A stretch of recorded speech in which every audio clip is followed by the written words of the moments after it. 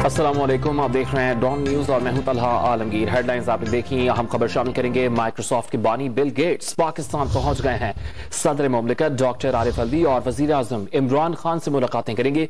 चक शहजाद में corona virus से मुतालिक बनाए गए खुसूसी अस्पताल और NCOC हेडक्वार्टर्स का भी दौरा करेंगे।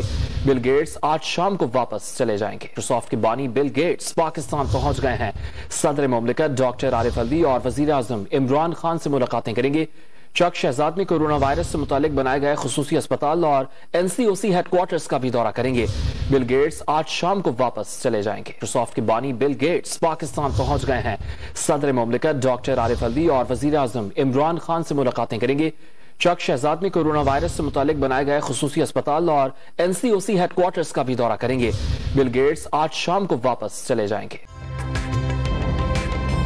ताज़ा तरीन वीडियोस के लिए हमारा YouTube चैनल सब्सक्राइब करके बेल आइकन प्रेस कीजिए ताकि आपको मिले हर अपडेट सबसे पहले।